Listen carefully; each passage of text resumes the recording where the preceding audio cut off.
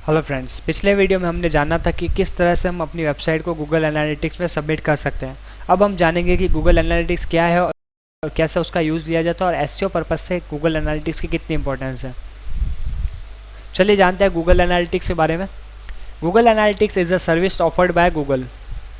It generates detailed statistics about a website traffic sources and measures conversion. Google Analytics can track visitors from all refers including search engines and social network direct visits and referring sites. You can submit either mobile or website on Google Analytics to collect statistics about traffic.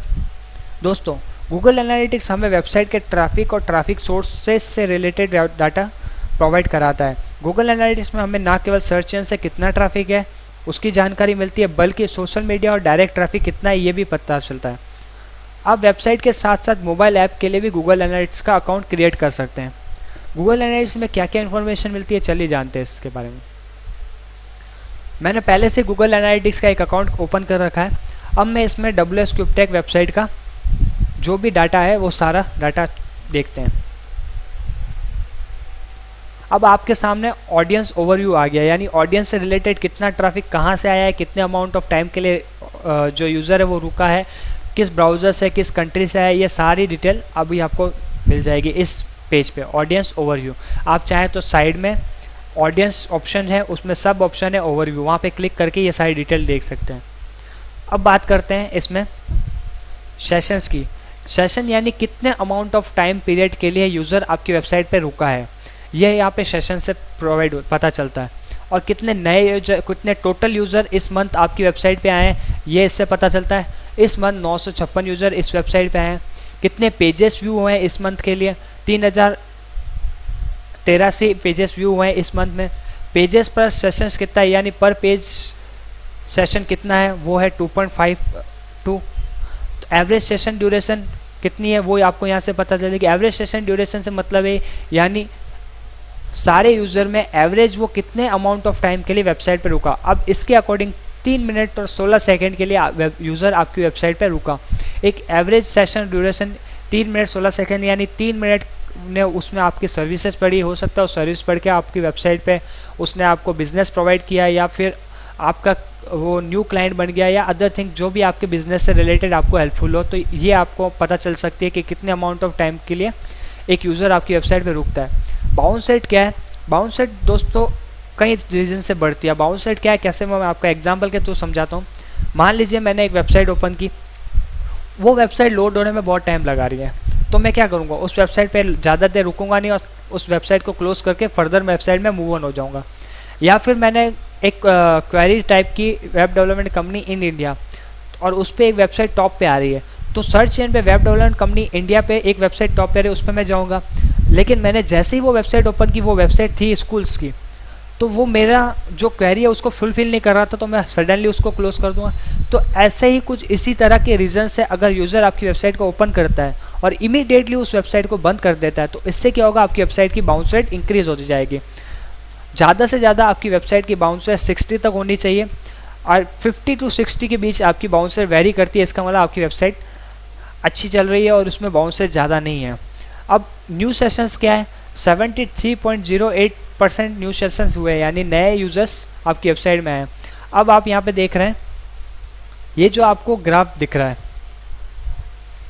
Total user में 26.7% आपको returning users मिलेंगे, और जो नए user है वो 73.3% आपके नए यूज़र्स हैं। इससे क्या मतलब है, यानी जितने भी आपके इस मंथ में जो आपके यूज़र्स हैं, नए यूज़र्स, तो आपको 896 आप यहाँ पे देख रहे होंगे, 896 नए यूज़र्स मिले हैं, और वहीं 326 आपको रिटर्निंग यूज़र मिले हैं। दोस्तों, रिटर्निंग यूज़र मिलना, रिटर्निंग विजिटर्स मिलना बहुत बड़ी बात होती है, क्योंकि आपकी वेबसाइट पे एक यूज़र आता है, वो देख के चला जाता है, लेकिन वो वापस नहीं आता, तो आपको मतलब यूज़र कम होते जाएंगे, या फिर नए यूज़र ही आते जाएंगे। तो पुराने यूज़र आ रहे हैं, इसका मतलब आपकी वेबसाइट में अच्छा कंटेंट है, उनको उनके लिए जो उस वेबसाइट के अंदर जो डाटा है वो उन यूज़र्स के लिए यूज़फुल है, इसलिए वो आपकी वेबसाइट पे वापस आ रहे हैं। तो आप यहाँ से देख सकते हैं कि कहीं ऐसा तो नहीं रिटर्निंग यूज़र है ही नहीं, आप हमेशा नए नए यूज़र ही आ पा रहे हैं। तो आप अपने जो यूज़र्स हैं वो किस तरह के आप अपनी सर्विस प्रोवाइड करा देंगे, यहाँ से आप ऑप्टिमाइजेशन कर सकते हैं कि आप किस तरह से यूज़फुल डाटा प्रोवाइड करें कि यूज़र आपकी वेबसाइट में वापस आए। ठीक है, देन आप यहाँ से अलग अलग तरह के डिटेल्स जान सकते हैं, जैसे कि किस तरह की लैंग्वेज यूजर्स यूज़ लेते थे, किस कंट्री से वो आए हैं, किस सिटी से आए हैं, किस तरह का ब्राउज़र यूज़ लिया उन्होंने, कौन सा ऑपरेटिंग सिस्टम यूज़ लिया, तो कंप्लीट डिटेल आपको ये प्रोवाइड कर देगा। अब इससे फ़ायदा क्या है, मान लीजिए आपका टारगेटेड लोकेशन है पूरा ऑल ओवर द वर्ल्ड है, यानी आप अपनी सर्विस पूरे वर्ल्ड में प्रोवाइड करवाते हैं, लेकिन आपका जो सर्विस है वो जो यूज़र्स हैं आपके सिर्फ एक पर्टिकुलर सिटी या पर्टिकुलर स्टेट से ही वो विजिटर्स आ रहे हैं या वो यूज़र आ रहे हैं, तो इससे आपको पता चलेगा कि आपके जो टारगेटेड लोकेशन है वो फुलफिल नहीं हो पा रही, तो आपकी वेबसाइट में आप क्या ऐसा चेंजेस करें या क्या इस तरह के कीवर्ड्स यूज लें या किस तरह की स्ट्रेटेजी बनाएं कि आपका जो टारगेट है वो फुलफिल हो जाए और ऑल ओवर द वर्ल्ड से आपके यूज़र आ सकें। तो आप ये सारी डिटेल यहाँ से प्रोवाइड कर सकते हैं। आपको ऑडियंस ओवरव्यू के बाद जो रियल टाइम ऑडियंस ओवरव्यू है वो इंपॉर्टेंट है गूगल एनालिटिक्स के अंदर, वो क्या है चलिए देखते हैं। मैं यहाँ क्लिक करूँगा रियल ऑडियंस रियल टाइम पे और इसके सब मेन्यू ओवरव्यू पे क्लिक करूँगा। अब रियल टाइम से क्या मतलब है वो चलिए देखते हैं। अभी आप यहाँ पे देख रहे हैं राइट नाउ 1 लिखा हुआ है।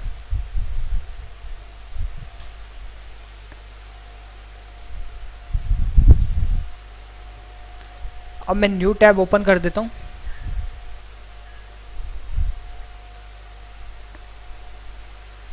राइट नाउ 1 लिखा हुआ है, इसका क्या मतलब है इसको एक एग्जांपल के तौर पे समझें। मैंने WS क्यूबटेक वेबसाइट ओपन की जिसका ये अकाउंट है। अब मैं इस वेबसाइट पे डायरेक्ट गया हूँ, यानी कि मैं इस वेबसाइट को किसी सर्च इंजन के थ्रू नहीं गया हूँ, डायरेक्ट इस वेबसाइट को मैंने एक्सेस किया है।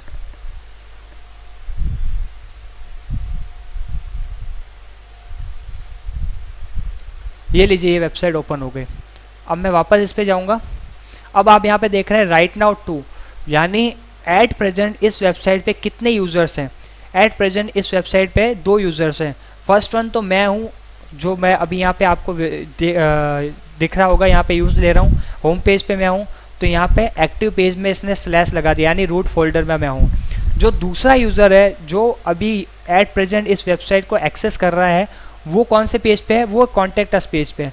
तो आप ये पता लगा सकते हैं कि अभी एट प्रेजेंट आपकी वेबसाइट पे कितना ट्रैफिक है, तो ये भी आपको पता चल सकता है। अब देखिए कहाँ से है वो ट्रैफिक, यहाँ से आपको पता चल सकती है उसकी लोकेशन।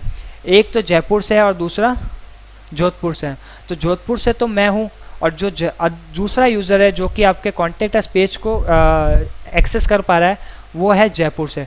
तो आप पता लगा सकते हैं कि एट प्रेजेंट आपकी वेबसाइट पे कितने नंबर ऑफ़ यूज़र्स हैं और वो किस एरिया से आपकी वेबसाइट को एक्सेस कर रहे हैं, साथ में वो कौन से पेज को एक्सेस कर पा रहे हैं, ये आप पता लगा सकते हैं। तो इन शॉर्ट गूगल एनालिटिक्स के थ्रू आप ये जान सकते हैं कि आपकी वेबसाइट का ट्रैफिक कहाँ से आ रहा है और आपको किस तरह की स्ट्रेटेजी बनानी है कि आपके जो यूज़र्स है वो इंक्रीज़ हो। साथ में आपको ये भी देखना है कि अब आपकी वेबसाइट के जो टारगेटेड लोकेशन है वो फुलफिल हो रही है या नहीं हो रही है। इन शॉर्ट आपको ट्रैफिक के बारे में कंप्लीट एनालिसिस गूगल एनालिटिक्स के थ्रू पता चल जाएगा।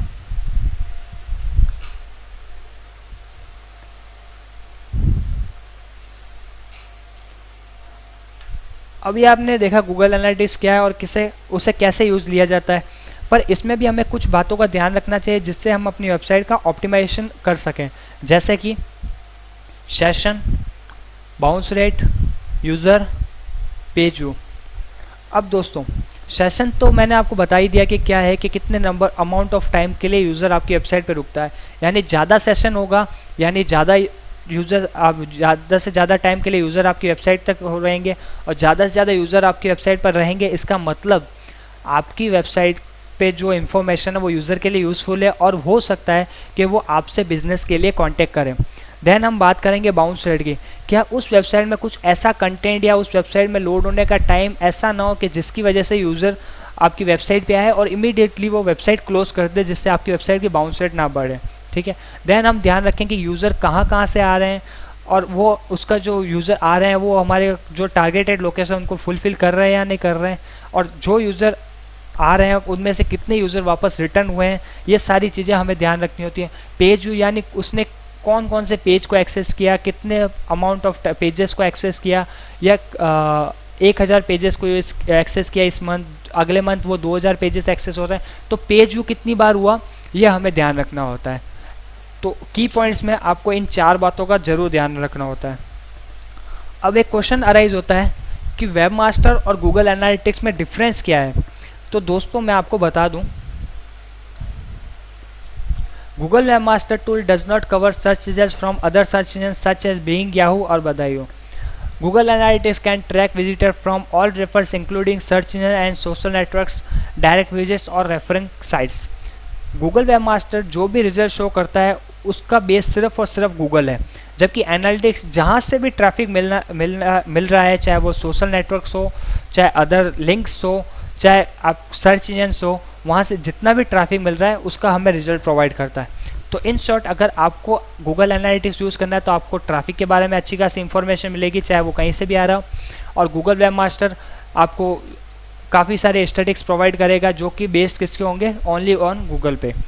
तो आप इन दोनों के बीच में फ़र्क भी समझ गए होंगे कि किस तरह से इनके बीच में फ़र्क है।